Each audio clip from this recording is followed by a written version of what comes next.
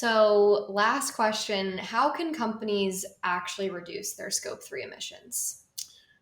Well, the first thing I would say is really understanding. So pick one of those scope 3 target areas that we talked about. Let's say waste.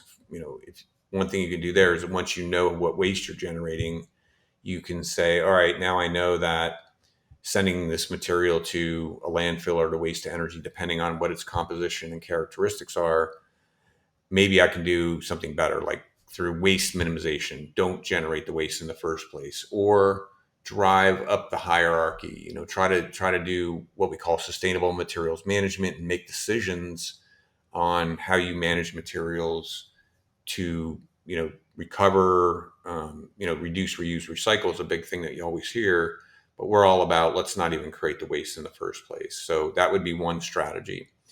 The other thing would be doing supplier surveys. So, like I said, if you've got a lot of suppliers, you might want to just start out with maybe your top spend in the top 20%, which might pick up a large amount of your impact.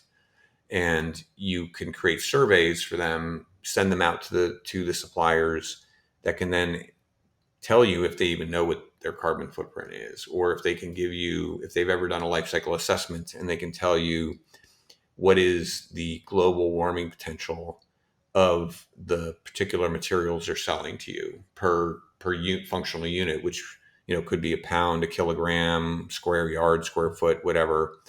So that would be a really good thing to do. And then I think another big one would be if you're trying to reduce your carbon footprint from scope 3 from business travel.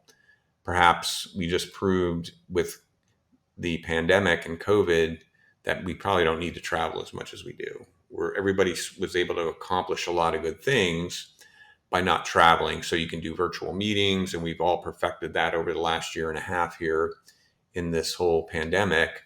So that's some good things you can do there. And then I also think maybe doing some training for your suppliers or education would be huge.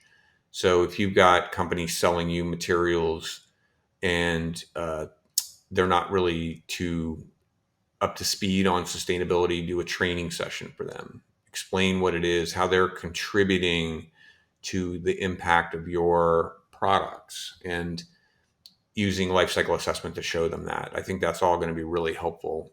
So really, I think if I sum this up, it'd be understanding first where you are, educating, surveying, and then developing strategies to reduce impacts as much as you can, and really try to reduce that scope 3 emissions. So we've this is a really good topic here because we've really dove in deep on embodied carbon. We had that great podcast with Deanna Smiklis from Perkins and Will, where she talked about what they're doing in buildings. We talked a lot about operational carbon, which is the energy we use in our buildings. And this could actually be a multi-podcast topic, what we're talking about right here, because it's so big. And I think that's what we'll do, is dive in a little bit on some of these topics a little more in the future.